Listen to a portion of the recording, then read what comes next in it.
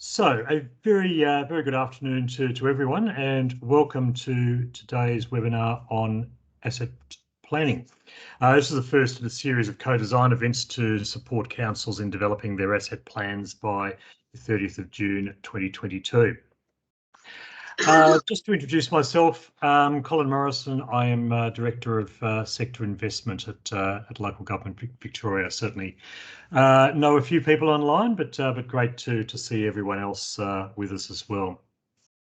I'd like to make everyone aware the session's being recorded and will be made available through the Engage Vic website. If you do have any issues about that recording, please do let us know. If I could also ask anyone who's not speaking just to put their mics on mute as well, given the number of people we have online this afternoon. So thank you. So I'd like to formally begin by acknowledging the traditional owners of the land on which we are all meeting this afternoon and pay my respects to their elders past, present and emerging, and any elders present today. I'd particularly like to introduce Fadak, who's joined Local Government Victoria as the new project manager in our implementation team. So Fadak, would you just like to take a moment or two to say hello and introduce yourself? Thanks. Thank you, Colin. Hi, everyone. I've joined a few weeks ago now in their project implementation team and looking forward to meeting you all individually. Prior to that, I was the senior manager at in the customer engagement team in Business Victoria, working on COVID support programs to support businesses through the lockdowns in 2020 and earlier this year. Again, looking forward to meeting you all and working with you individually in the coming months. Thank you, Colin. Good, thanks for that. And yeah, Fadak's really hit the ground running and working with Jim on the implementation of the Act. So great to have them both on board. So in terms of this afternoon's agenda, I think we've got a great agenda for you. I'll begin by presenting a quick update of where we're at with the implementation of the Local Government Act. And then I'll step you quickly through the legislative requirements of an asset plan, go through the principles in the Act that might assist in developing that plan. We also have a great panel for you today. I'd particularly like to thank Troy from the Municipal Association of Victoria and Sam from Melton for presenting to us a little later this hour, and I'll introduce them more formally a little later. Following that, we're hoping to have a little bit of time for some questions and answers following the speakers. And if you do have issues you'd like to raise while either I'm speaking or Troy or Sam are speaking, if we could just either save those to the end or anything you particularly want to raise, if you could just put that in the chat function as we go, and we'll try and make sure we do pick that up. Okay, so I just want to take a couple of minutes now to bring you up to date with how the Local Government Act implementation project is tracking. And a week or so ago, we celebrated a very significant milestone. From the 1st of July 2021, every single part of the Local Government Act 2020 has now commenced. What an amazing accomplishment it's been for the sector, and it has been a long road to get us to this point.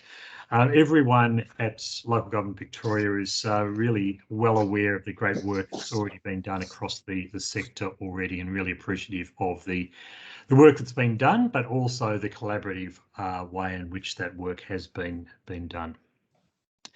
But of course, there is still more to do, of which the development of an asset plan is but one. Stage 4 of implementation of the Local Government Act began last week on the 1st of July, and I'll take you through what's happening there. So as you may be aware, implementation of the Local Government Act is overseen by a project control board comprising a number of key stakeholders, including peak body representatives and local government CEOs. The project control board meets monthly and sets the strategic direction for implementation, particularly in those areas where collaboration and co-design work is needed. Going on to the actual implementation, go to the next slide. Looking at this this next diagram, it's remarkable how much work has been done by the sector in such a relatively small period of time. As you'd recall, the implementation of the Act has been broken down into various stages. Stage 3A work is now complete. And that stage embedded a governance framework across councils, included the formal induction of councillors following the elections late last year. We're currently in stage 3B of the implementation program, and that includes the establishment of the integrated strategic planning and reporting framework, which is required by 31 October this year. So in terms of this slide, we're sort of now in working in the fourth column, stage 3B. And whilst we are still working on stage 3B, as I said, stage 4 of the implementation formally started on the 1st of July, and you can see the elements in that. So LGV will be providing guidance on a number of those items, including the asset plan and the workforce plan across stage 3B and in stage 4. So now I'd like to take you through the asset planning as it relates to the Local Government Act.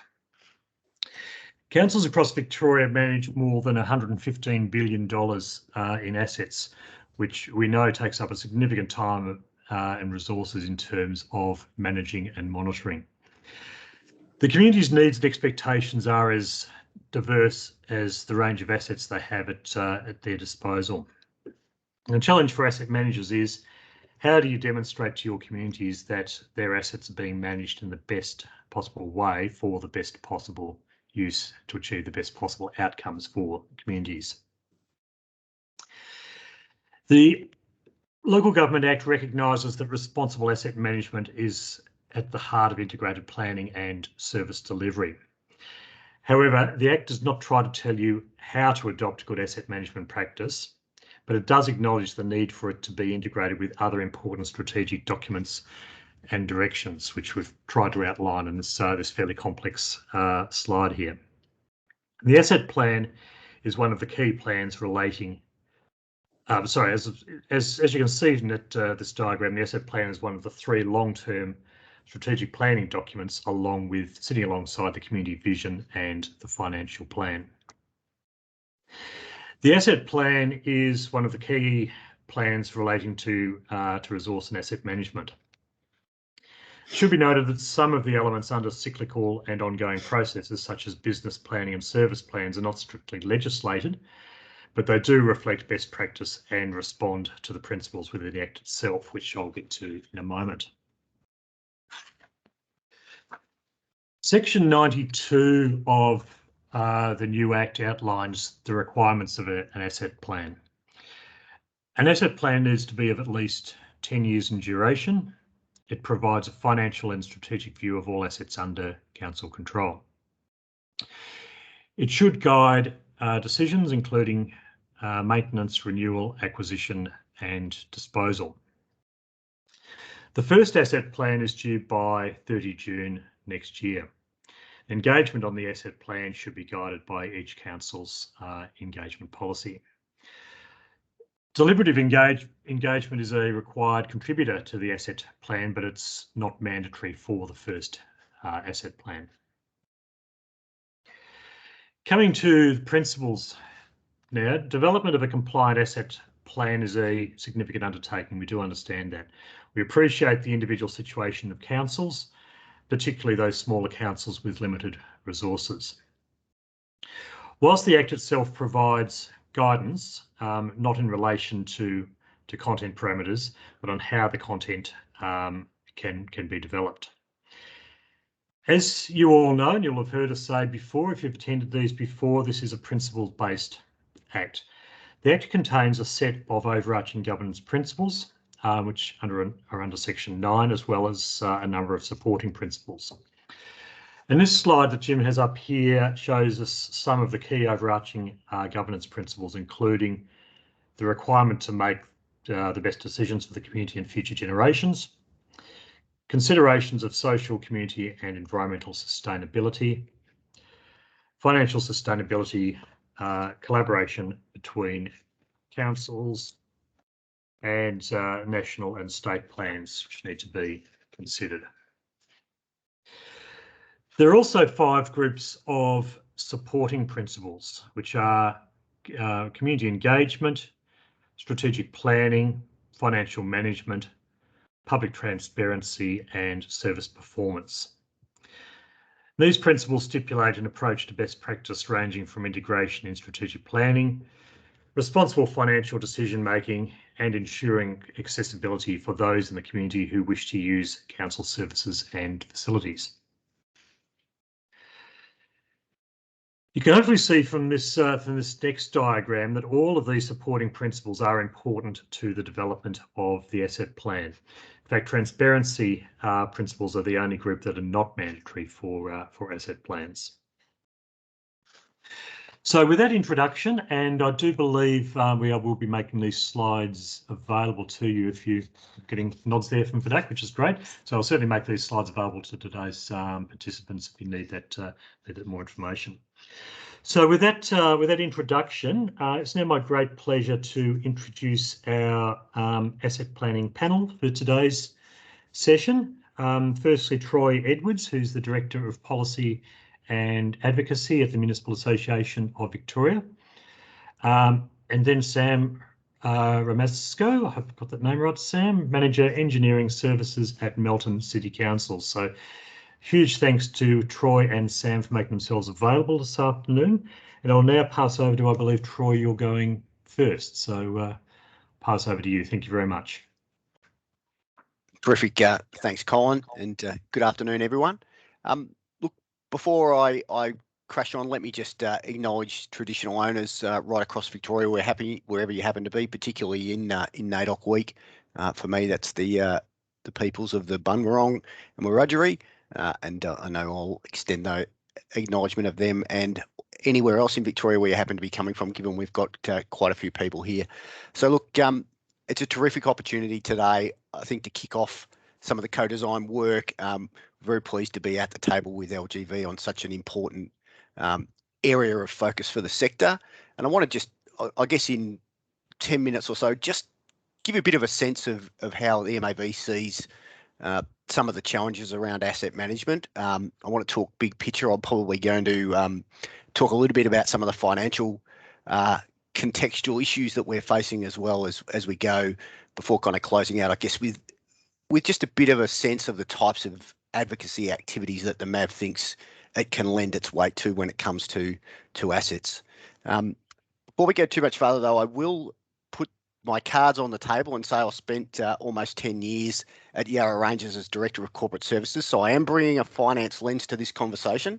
So I'll do my best not to talk numbers too much, but I think it's important that we put that on the table from the go-get. So, you know, in terms of the scale, Colin touched on that 115 billion of assets that councils focus on. We've got close to 30 billion in roads and bridges. There's another, must be close to 10 billion in drains. It's significant expenditure. They're assets that belong to the public. We have quite a responsibility and an obligation to serve the community, not just in maintaining those assets, but renewing them as well. And as we know, the fight for dollars over the longer term is a real challenge for that. You know, in terms of that gap, we know metros are kind of covering around 90% of their depreciation. These are based on some of Argo's recent work.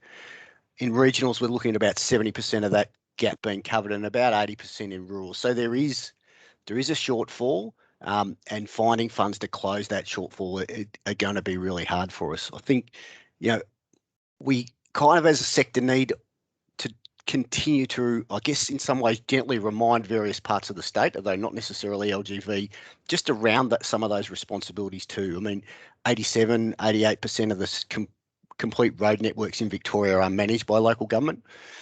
It's about 10% of total expenditure of the sector in any 12-month period, you know, close to $950 million. So it is a big ask, and we really want to be focused on that as well.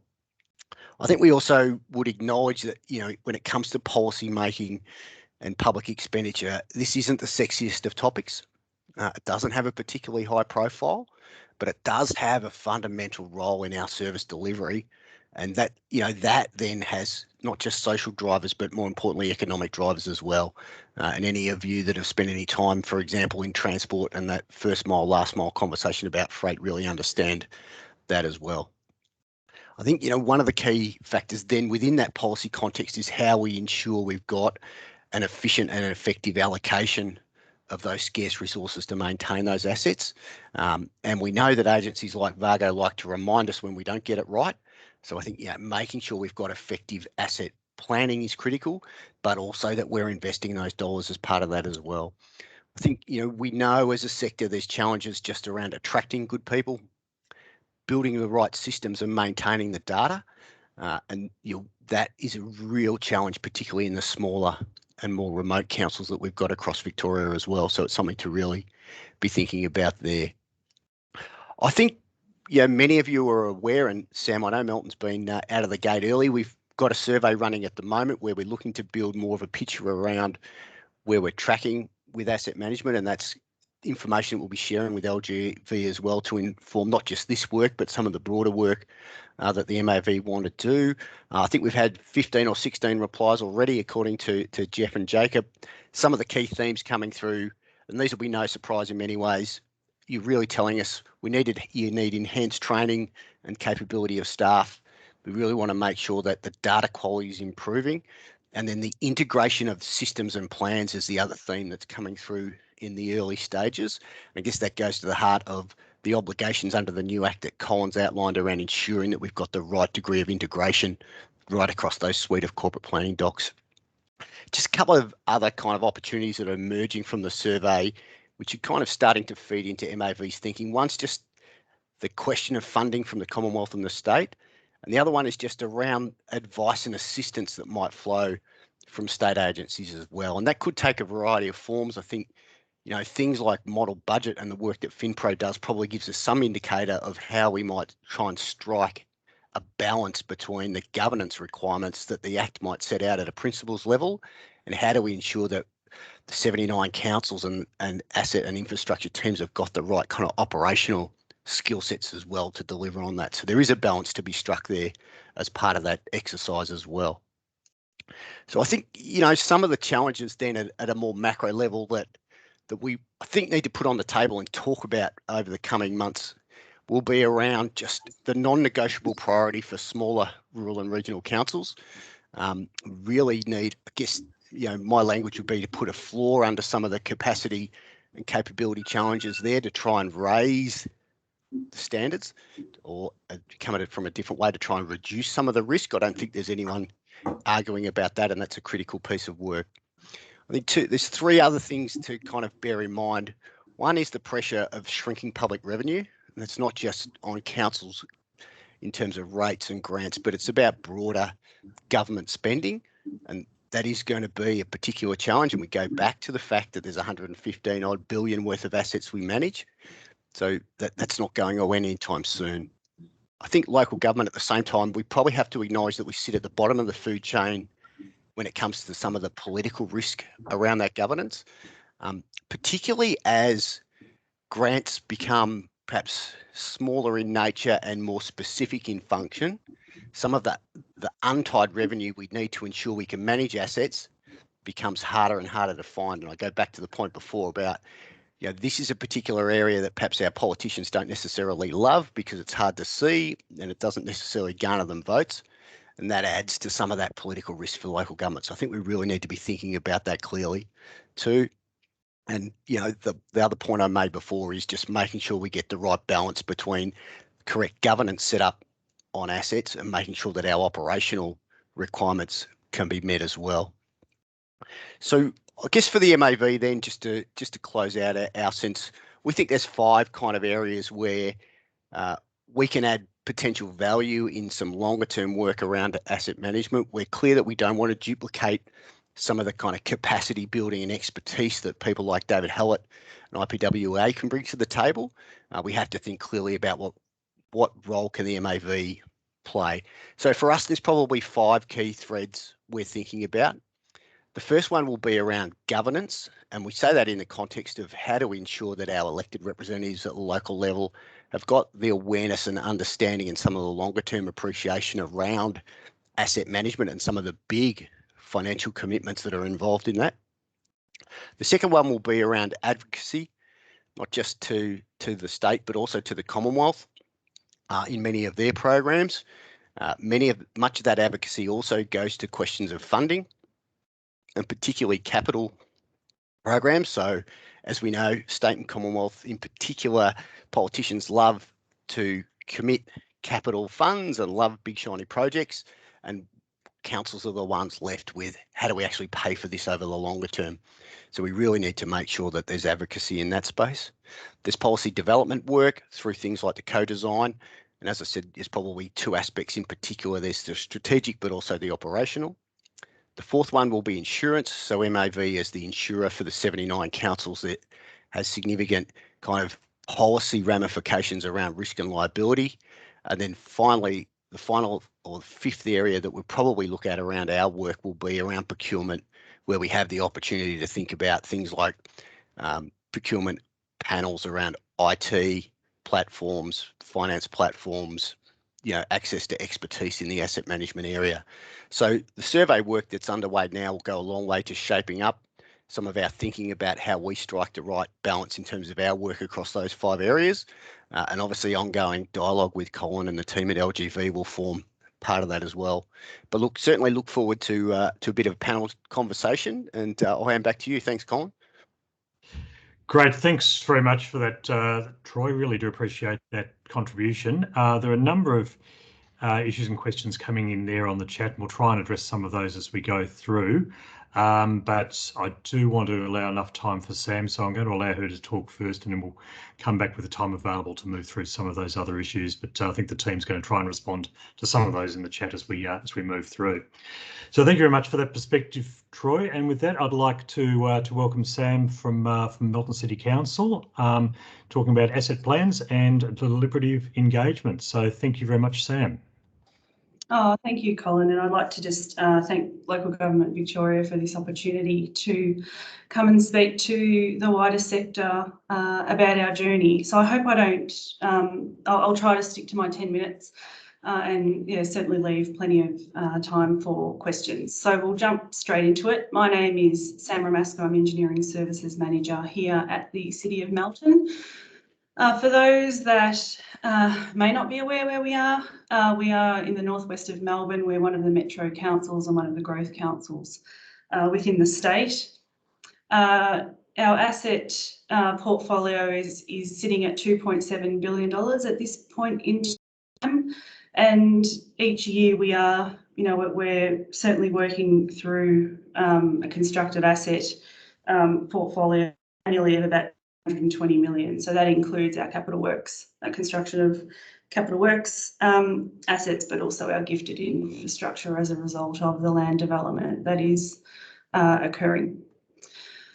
Council's integrated planning project was initiated in response to the Local Government Act 2020, and that we committed that by the 31st of October, as an organisation, we would coordinate the inclusion of deliberative engagement practice in the development of Council's key strategic documents, that we would conduct an integrated longer-term and transparent approach to strategic planning that is informed by Council's community vision, and that we would support the community to be engaged in Council's strategic planning and decision-making.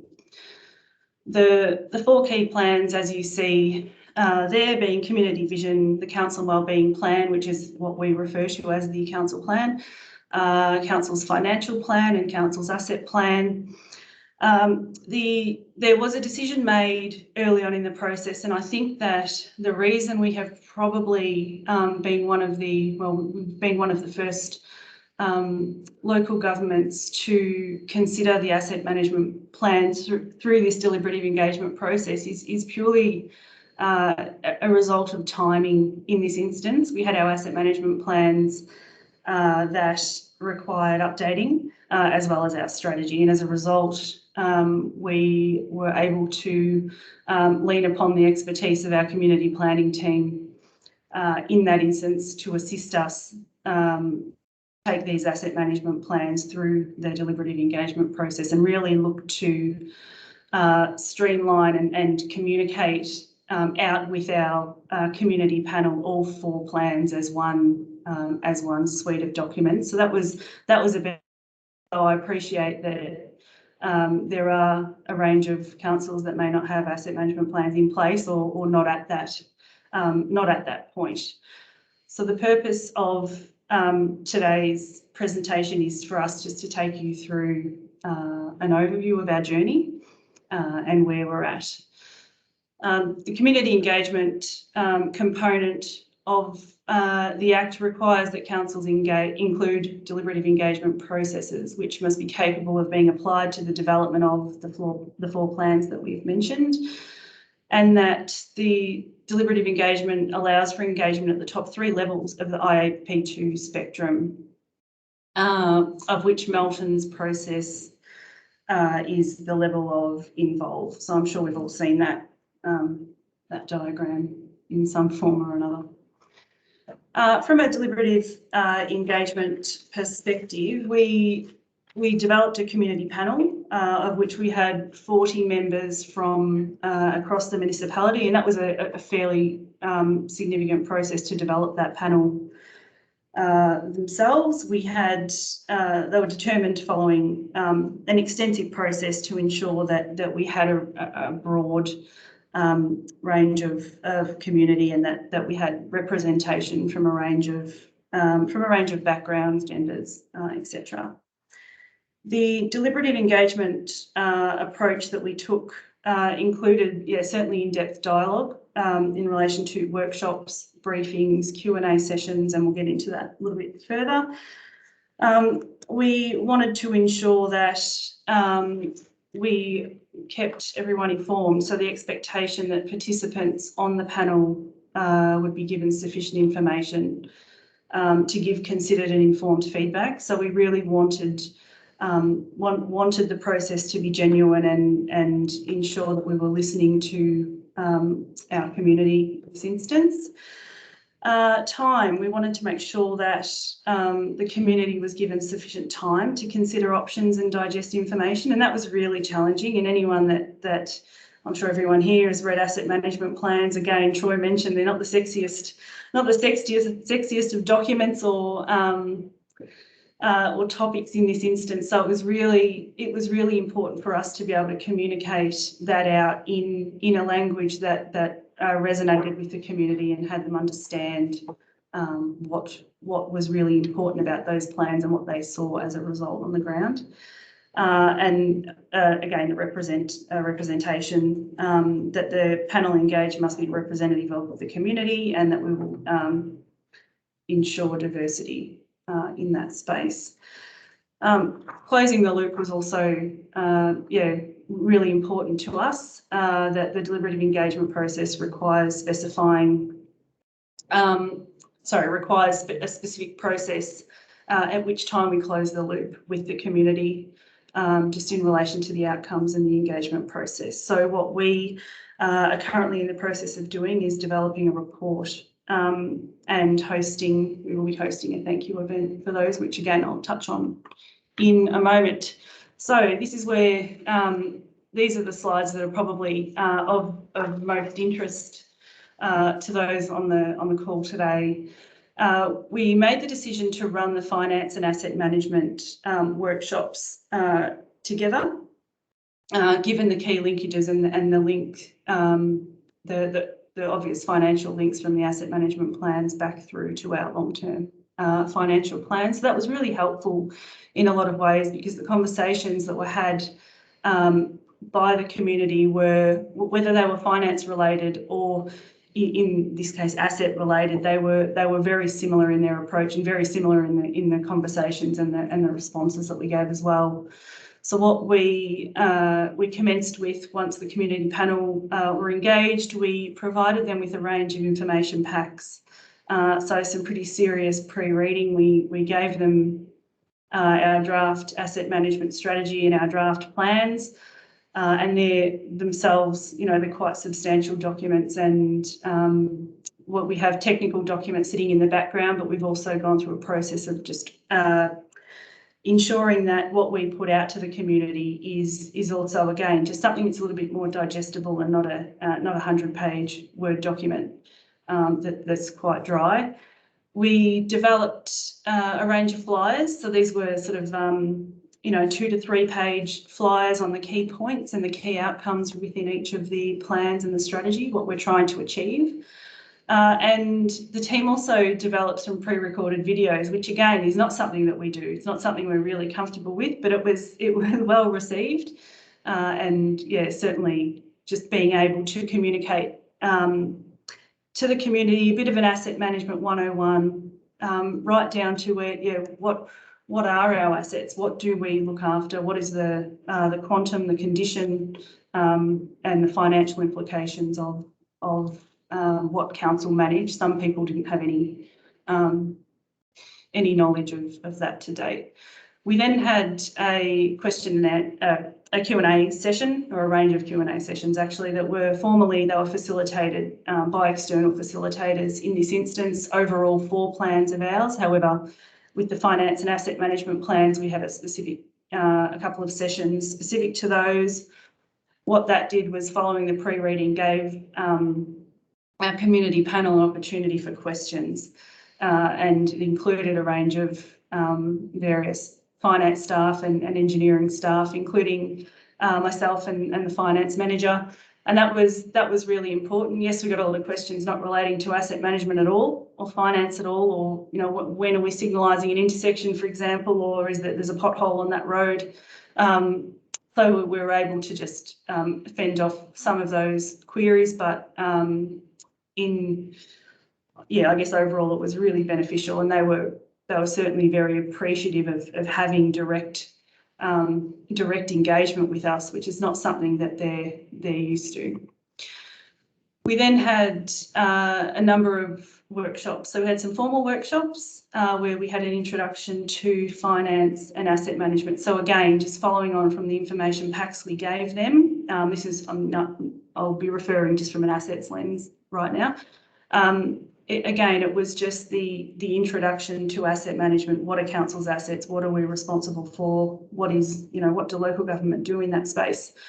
Essentially, we had familiarisation with the asset management strategy and the plans, and also given that we had finance and assets in the one workshop, we were able to talk about the key linkages to the long-term financial plan and work through what renewal of our assets mean, our technical levels of service, our community levels of service, how they're set, and the modelling that's undertaken within our organisation is fed directly through to the long-term financial plan, and we were able to clearly demonstrate that and articulate that. So they were, the community panel were very accepting of that and understood the importance of that.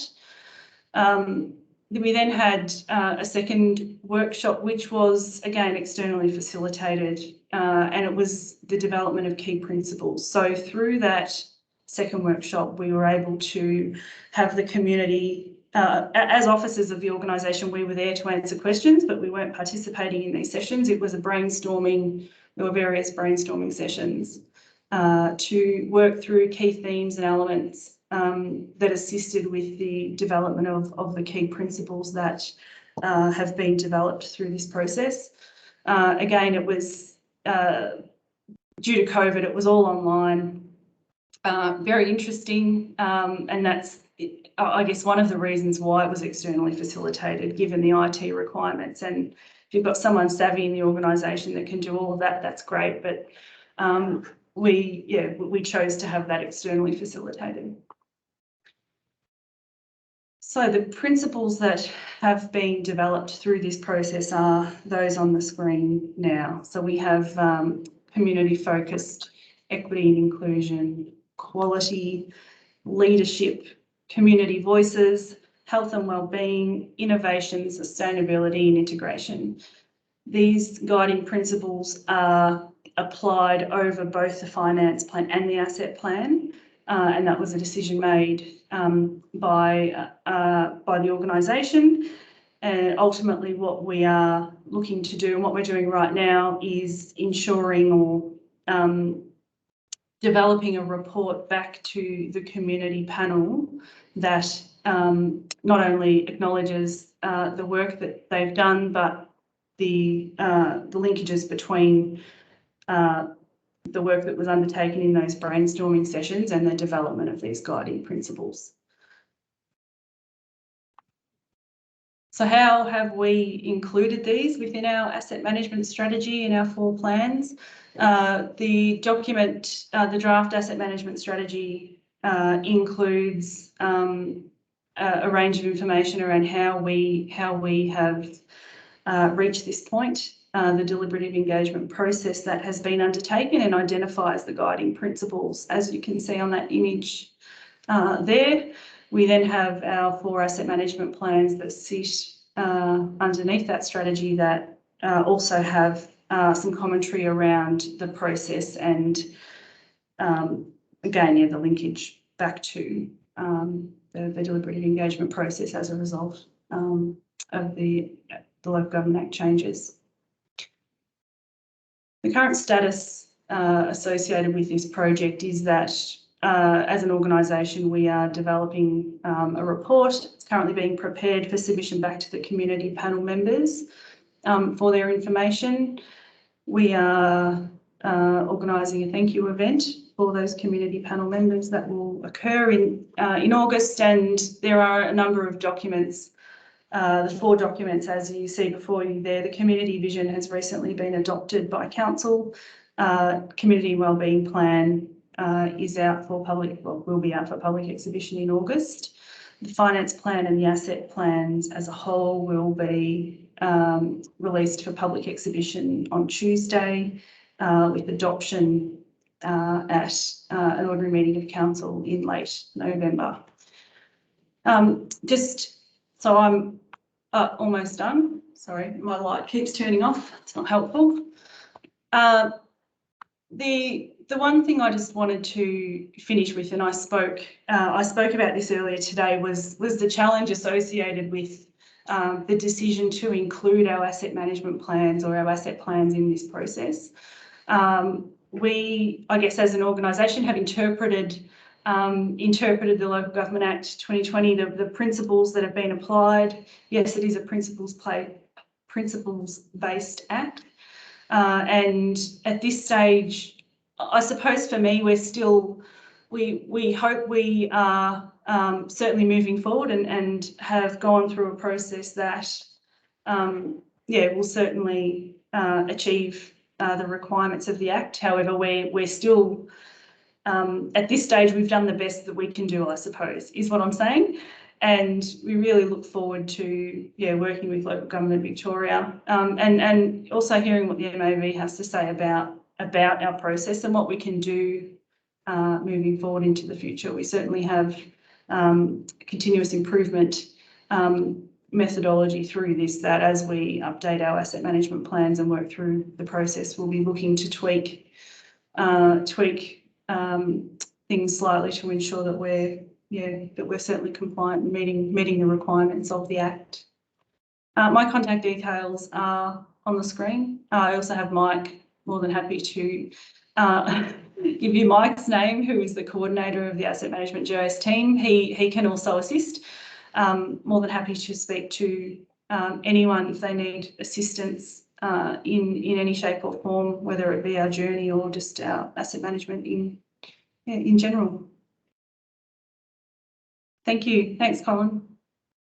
Okay, thank you so much, Sam. It was a great presentation. I really do appreciate the time both yourself and Troy have taken to put together those presentations and share those with us this afternoon. Clearly, from Melton's perspective, it's a really well considered, really well developed approach to that. So, well done. Really impressive stuff. Want to come now to some questions and some responses to some of what's in the chat, and I might start with the chat first and sort of work a little bit backwards if we can, because there are a couple of issues there that relate directly to what Sam was just talking about. So perhaps if I could sort of start to move from the bottom back up to the top, so the keeps jumping around here. Question from Michelle. Sam, just to confirm, is your asset plan made up of the asset management strategy plus 4 times 4 asset management plans? Yeah, it is. That's what we're calling, I suppose that's what we're referring to our asset plan as. Again, it was a decision that was made early on that we would include the key principles or the guiding principles within the strategy and refer to that strategic document within our asset management plans themselves. Great, thanks, Sam. It's clear enough for you, Michelle? Great, thank you. And Eugene, did any feedback from the community consultation have a significant impact that changed the planned plan? If so, what kind of feedback was it? Thanks, Colin. The feedback that we received from the community, what we were able to do through that brainstorming session was work through the development of the guiding principles. So their feedback directly informed the guiding principles, and as you can see there, they're quite consistent. They're consistent with the principles, Colin, that you had up earlier, which was really pleasing to see. The key challenge for us was around the wording, and we had a lot of feedback that referred to state-of-the-art assets, for example, which made me really nervous and would make a lot of people really nervous in that space. So from a guiding principles perspective, we looked at tweaks to from to more of a best practice type of approach. So the plans themselves were tweaked and were amended as a result of the guiding principles. I have some further information on that. I don't have it here with me, but yeah, we can certainly provide some further advice in that space, and that's something that Mike can certainly assist with. Great, thanks Sam. And Sam, I think one final one for you from Marianne. Did you undertake to delivery plan yourselves in-house, or did you engage an external facilitator?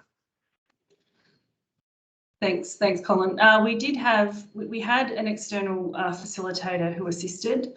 However, we do have, I guess it's one of a benefit of a large organisation having a formal community planning team and experts in this space internally to assist us, and that was another reason why I was really certainly wanting to keep our asset plans included within this process, because I can put my hand up to say that if it was left to engineering to run this process through the deliberative engagement process relating to asset plans, we might have had a different outcome, and perhaps not been able to lean on others in this instance. So we had a mixture. We had an internal team that were certainly focused on the outcome and continue to support us through this process until such time adoption occurs, but did have external facilitators in, and also the use of external consultants to work through the development of that community panel. I think that was also really important. Of which we can have, if you are interested in how that come about and how we got down to our 40 community panel members, can certainly have someone from our community planning team to talk further to you about that. No, that's great. Thanks, Sam. And I believe we'll be able to circulate the presentations from both yourself and Troy as well, too, so we can. You've got that information. Sorry, one more question from Dominique. Thanks, Sam. Did you give consideration to climate risk and also to disclosure of that risk and the financial implications of it? Look, our asset management, all 4 of our asset management plans have a section in relation to climate risk and sustainability. So that is included within our plans and considered at that time. Great, thanks, Sam. Look, I might give you a little bit of a rest now, just to say there's a vote of confidence there from Robert and saying well done, Sam. Good to see Melton City Council leading the pack and setting the standard. So, well, thank you. Great feedback. Coming back a little bit further on the chat, and so I'm going to miss some of this, but I will open it up for questions in a minute. There were a few comments around the references that Troy was making to the MAV survey. I believe that was sent out to CEOs last week, so that should be out there now. And there was also, I think, a few questions or queries of clarification around what I said in my presentation around deliberative engagement. Apologies if I didn't choose my words wisely enough. This was around whether deliberative engagement was mandatory or should be included in the development of the asset, the first asset plan. Just to make it clear that whilst deliberative engagement isn't mandatory for the first asset plan, obviously the asset plan needs to be based on the individual council's engagement policy, so it needs to reflect whatever is in that. So I hope people weren't reading more into what I was saying before than what should have been in it. There were a number of other questions at the outset too about what should be included or not in the asset plan. I don't know whether any of the speakers or any of the LGV reps could speak to this. There was a question from Mohammed. What type of assets should be included in the asset plan? Is it fixed infrastructure assets only, such as roads, footpaths, bridges, drainage, buildings and parks? How about portable non-fixed assets such as fleet, plant, equipment, furniture and trees, etc.? And there was another one, if I can pick it up here, along a similar vein. Does the asset plan need to include assets that are Crown or DELP assets, but where the council community are appointed as committees of management? So I don't know if I could put that back to the panel or any of the LGV team on board this afternoon, or anyone else who'd like to comment on that. It's probably one we can take on notice, Yep. Colin, and come back to the group, unless Happy to Troy do that, or unless Sam. anyone else wants to jump in. Yeah. If they are, hi, it's Nathan here from Bendigo. This is not my forte, but if you are DELP and Committee of Management, it may be they are actually also on your asset register. But absolutely, there can be joint management and other arrangements that might still mean you've got asset maintenance and care and condition responsibilities, but they may not be strictly on your balance sheet. So it would be really good to have something about that, because that is when you talked about regional and rural councils and DELP. That's absolutely the live issue that I think Troy was kind of talking back to earlier as well. So that'd be helpful if there was more in that space at the MAV and LGV sort of level to make it clear for asset plans, particularly for rural regional members. Yeah. That's great. Thanks for picking that up, Nathan. And in relation to the first part of that, as to whether this is restricted to fixed assets only, or should be picking up things such as plant and equipment, is there anyone who would like to speak to that element of it? Otherwise, it's something we can certainly take on notice. Hey, another Colin. Yeah. Sorry, Colin. Just Jonathan Merritt here from Whitehorse City Council. Just something to just something to share, I guess, about what we should include and not include. I think one potential way to look at it is what council has a duty of care towards. So yes. just food for thought. Yeah, that's a really good sort of lens or framework, isn't it? Yeah, absolutely. One final thing I'd like to pick up from the chat, really good question from Chan about cybersecurity and foreign interference, the impact of that on risk management frameworks and other legislative compliance arrangements. How should that be considered in council's asset management?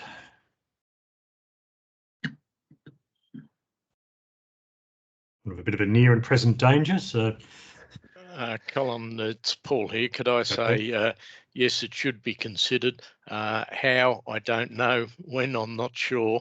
But given recent events, I think we should take it on board and give it some due consideration.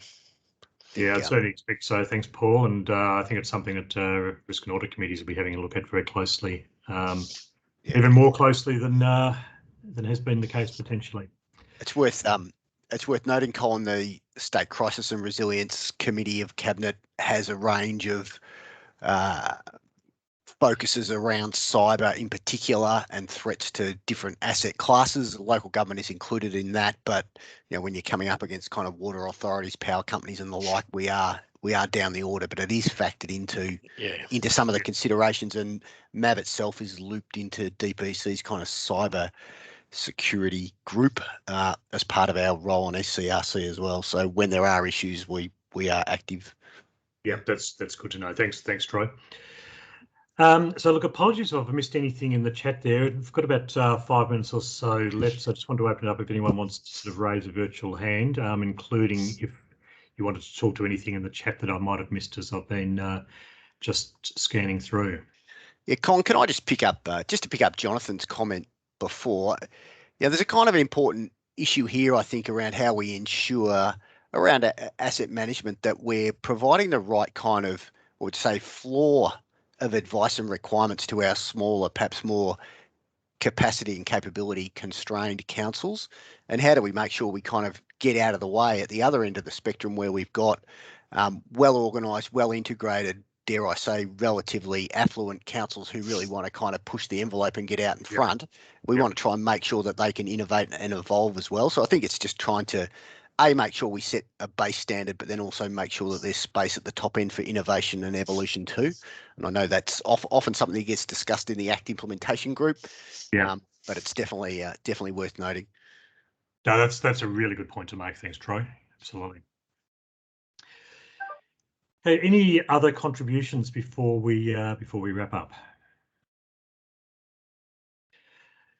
No, well, look, if not, can't see any hands there, but do sing out if I've missed someone. But if not, look, really wanted to thank firstly our panel members in Sam and Troy for the work they put into preparing for this afternoon. Also to thank the Local Government Victoria team who's put this together as well. Really want to thank all of you for taking the time to attend this afternoon. I hope it's been useful and thought-provoking for you.